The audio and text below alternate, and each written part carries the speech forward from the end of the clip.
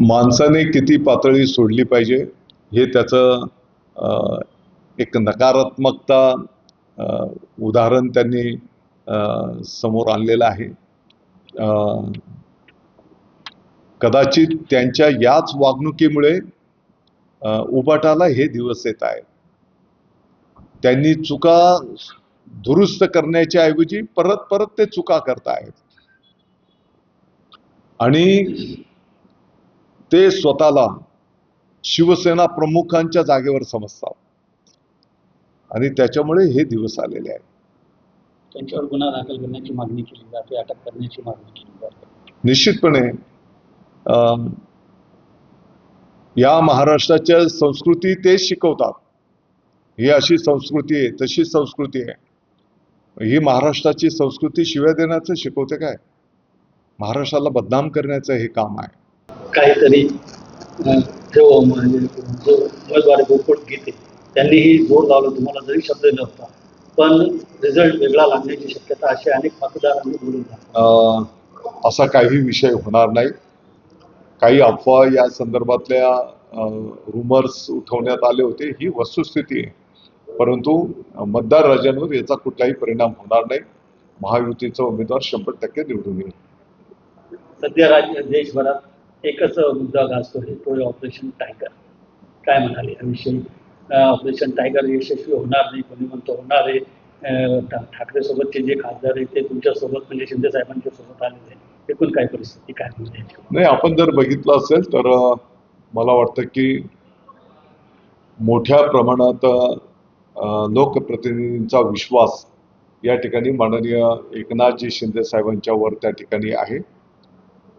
त्या भागातला विकास संपन्न होणं, सामान्यातल्या सामान्य कार्यकर्त्याला न्याय मिळाला पाहिजे, या दृष्टिकोनातून त्यांच्या नेतृत्वाखाली काम झालेलं आपण बघितलेलं आहे.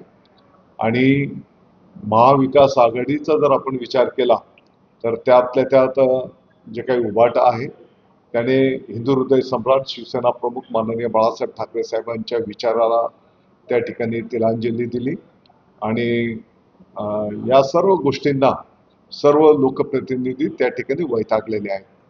आणि म्हणून अनेक जण माननीय शिंदे साहेबांच्या नेतृत्वावर विश्वास ठेवून त्यांच्यासोबत यायला घेत आहेत. खासदारांसोबत आमदारी फुटणार आहे असं म्हटलं जातं. या क्षणाला या विषयांवर भाष्य करणं काही उचित नाही. परंतु मी जसं बोललो की अगदी सामान्य शिवसैनिकाच्या पासून सामान्य नागरिकाच्या पासून तर प्रत्येकाचा माननीय एकनाथजी शिंदे साहेबांच्यावर त्या ठिकाणी विश्वास आहे. आणि म्हणून आपण पाहतो की दररोज अनेक प्रवेश त्या ठिकाणी शिवसेनेमध्ये होताना त्या ठिकाणी त्यांचं सगळ्यांचं स्वागत होत आहे. विधान परिषदेची निवडणूक जवळपास संपत आली, म्हणजे मतदान झाले नाही. काय वाटतं नाशिक सह इतर? नाही, आपल्या सर्वांना माहिती आहे की महाराष्ट्राच्या 17 जागेंच्यासाठी विधान परिषदेच्या निवडणुका संपन्न होत आहेत. त्यापैकी 6 जागेंवर शिवसेनेचे 2, भारतीय जनता पक्षाचे 2 आणि राष्ट्रवादीचे 2 असे 6 उमेदवार त्या ठिकाणी बिनविरोध निवडून आलेले आहेत. आणि मला वाटतं की आज उर्वरित 11 जागेंच्यासाठी मतदान त्या ठिकाणी संपन्न होत आहे. संपूर्ण मतदानाचा प्रतिसाद पाहिल्याच्या नंतर 17च्या 17 जागा या महायुतीच्या 100% निवडून येतील, याबद्दल कोणाच्याही मनामध्ये तीळमात्र शंका नाही. जिथपर्यंत नाशिक विधान परिषदेच्या निवडणुकीचा विषय आहे तर मला वाटतं की आतापर्यंत 60-70% मतदान त्या ठिकाणी संपूर्ण जिल्ह्यामध्ये यशस्वीरित्या संपन्न झालेलं आहे. मतदानाची आकडेवारी पाहिल्याच्या नंतर 619 मतदानाच्या पैकी 500च्या पुढे मतदान हे महायुतीचं आहे.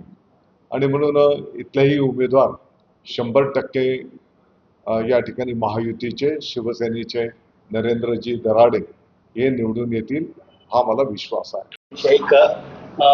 विद्यार्थ्यांचे स्वागत चांगल्यापैकी झाले, राज्यभरात झाले, पण अनेक ठिकाणी शिक्षकांची कमतरता जाणवते आहे, विशेषतः नाशिक जिल्ह्यातील. 15 जून विदर्भ वगळता आपल्या राज्यातल्या शाळेंचा पहिला दिवस.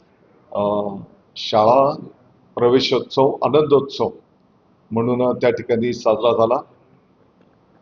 महामहिम माननीय राज्यपाल महोदय, त्यासोबतच माननीय मुख्यमंत्री महोदय देवेंद्रजी फडणवीस साहेब, उपमुख्यमंत्री महोदय माननीय एकनाथजी शिंदे साहेब, उपमुख्यमंत्री महोदय आदरणीय सुनीत्राताई पवार साहेब आणि मग राज्याचे सर्व सन्माननीय मंत्री महोदय, सन्माननीय खासदार महोदय, सन्माननीय आमदार महोदयांच्यापासून तर अगदी गाव पातळीवरच्या सरपंच महोदयांच्यापर्यंत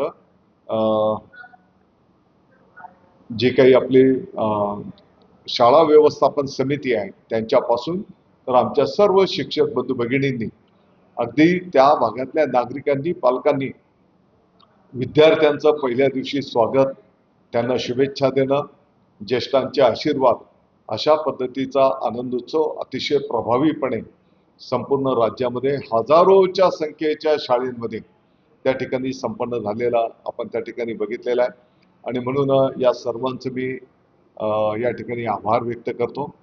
मला वाटतं की जे काही आपण शिक्षकांच्या संदर्भातला मुद्दा उपस्थित केलेला आहे, येणाऱ्या काही महिन्यांमध्येच शिक्षक भरती पण त्या ठिकाणी संपन्न होते आहे आणि आताच्या घडीला पटावर त्या वर्गाची, त्या शाळेची किती संख्या आहे त्या प्रमाणामध्ये त्या ठिकाणी शिक्षकांच्या काही बदल्या असतील, काही समायोजन असेल आणि काही नवीन नियुक्त्या त्या ठिकाणी निश्चितपणे केल्या जातील आणि एक गुणवत्तापूर्ण शिक्षण या महाराष्ट्राच्या विद्यार्थ्यांचा कशा पद्धतीने उपलब्ध होईल.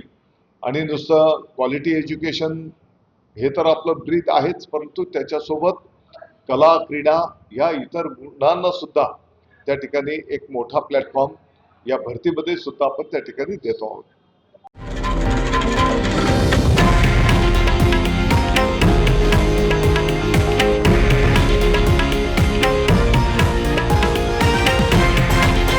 हे आहे देशातील नंबर 1 न्यूज नेटवर्क आणि आपण पाहत आहात TV9 मराठी, एकमेव.